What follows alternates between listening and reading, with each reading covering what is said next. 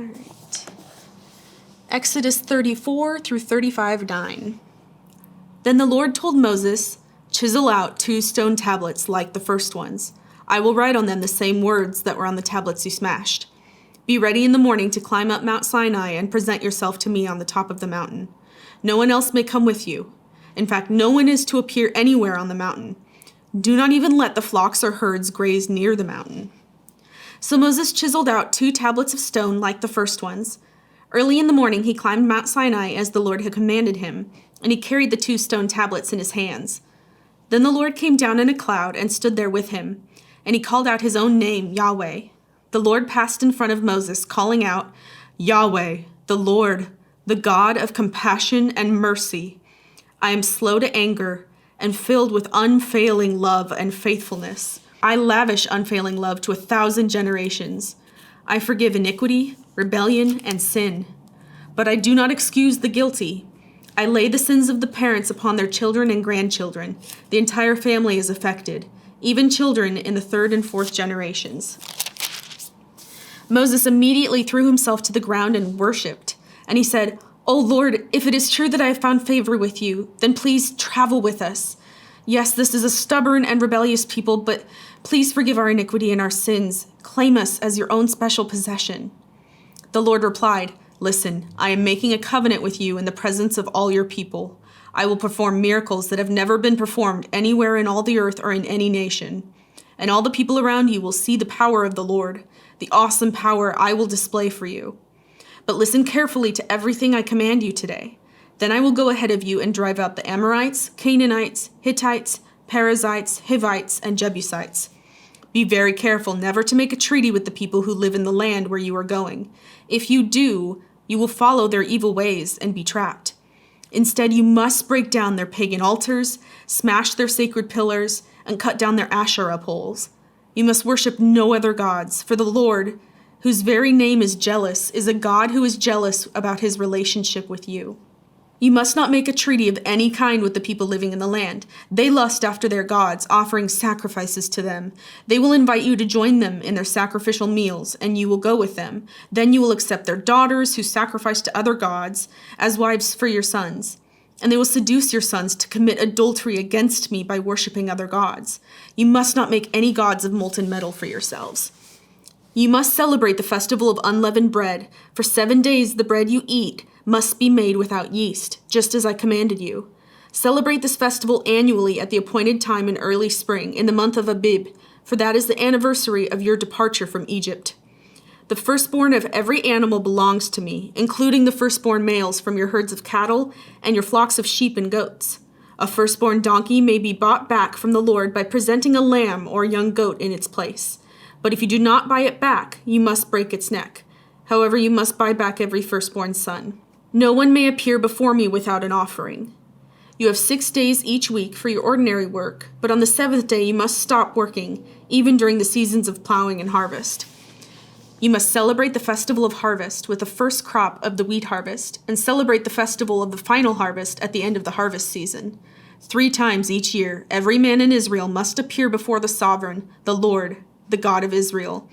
I will drive out the other nations ahead of you and expand your territory so no one will covet and conquer your land while you appear before the Lord your God 3 times each year. You must not offer the blood of my sacrificial offerings together with any baked goods containing yeast, and none of the meat of the Passover sacrifice may be kept over until the next morning. As you harvest your crops, bring the very best of the first harvest to the house of the Lord your God. You must not cook a young goat in its mother's milk. Then the Lord said to Moses, "Write down all these instructions, for they represent the terms of the covenant I am making with you and with Israel." Moses remained there on the mountain with the Lord 40 days and 40 nights. In all that time he ate no bread and drank no water. And the Lord wrote the terms of the covenant, the 10 commandments, on the stone tablets. When Moses came down Mount Sinai carrying the 2 stone tablets inscribed with the terms of the covenant, he wasn't aware that his face had become radiant because he had spoken to the Lord. So when Aaron and the people of Israel saw the radiance of Moses' face, they were afraid to come near him. But Moses called out to them and asked Aaron and all the leaders of the community to come over, and he talked with them. Then all the people of Israel approached him, and Moses gave them all the instructions the Lord had given him on Mount Sinai. When Moses finished speaking with them, he covered his face with a veil. But whenever he went into the tent of meeting to speak with the Lord, he'd remove the veil until he came out again. Then he would give the people whatever instructions the Lord had given him, and the people of Israel would see the radiant glow of his face. So he would put the veil over his face until he returned to speak with the Lord. Then Moses called together the whole community of Israel and told them, "These are the instructions the Lord has commanded you to follow. You have 6 days each week for your ordinary work, but the 7th day must be a Sabbath day of complete rest, a holy day dedicated to the Lord.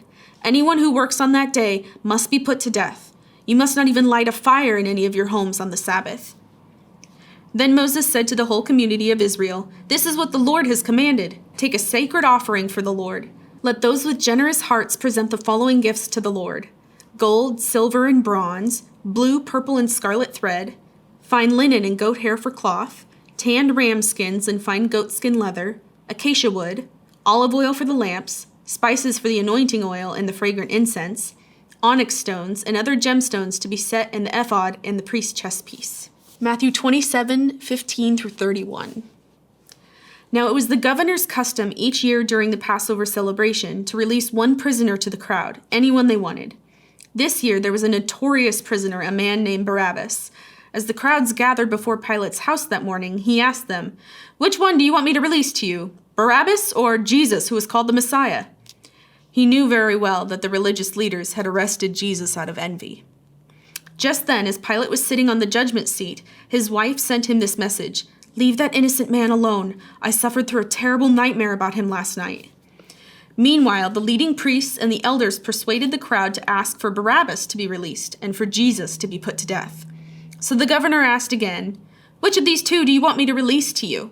The crowd shouted back, "Barabbas!" Pilate responded, "Then what should I do with Jesus, who is called the Messiah?" They shouted back, "Crucify him!" "Why?" Pilate demanded. "What crime has he committed?" But the mob roared even louder, "Crucify him!"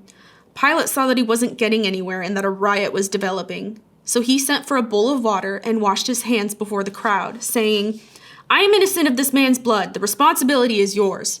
And the people yelled back, "We will take responsibility for his death, we and our children."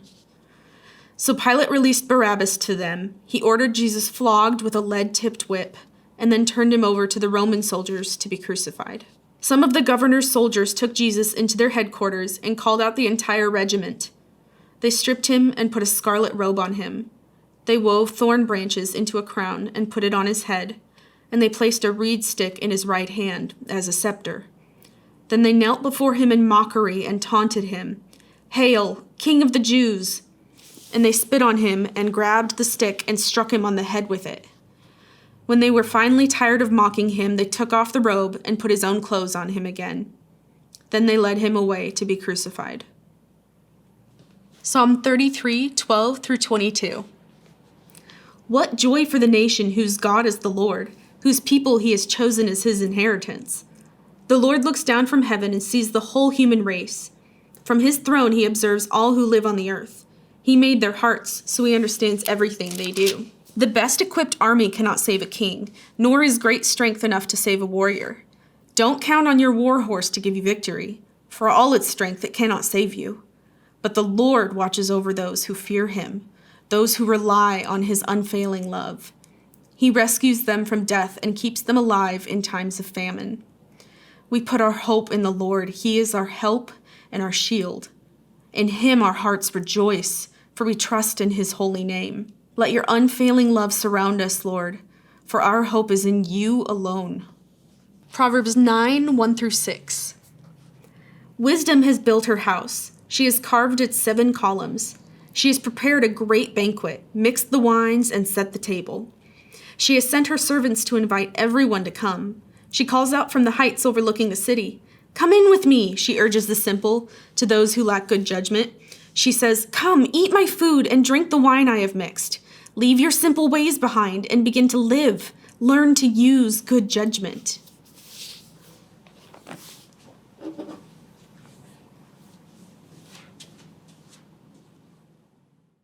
I will write on them the same words that were on the Oh, I forgot to do his voice. Ah! My back hurts. Yahweh. Did I forget to do the voice? Oh my gosh. Okay, I guess I'm starting over. Whatever. Ah, my nose is itchy. Ah! Okay, I have to take a break after this one, because, yeah. Carrying the stone tablets inscribed. Oh, there's 2 stone tablets.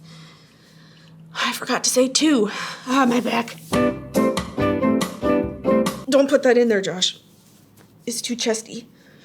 Okay. Don't. The Lord had given him on Mount Sinai. Why'd you pause, Emma? Why'd you pause? Why do you doubt yourself? Doubter. Be set in the ephod, ephod. Ephod. Ephod or ephod? Is it like the word odd? All right. Hate when I can't remember. Oh, good, it's right here. Ephod. Ephod. Odd. The word odd. It's like odd. Odd, odd, odd. Odd. Okay. Ephod.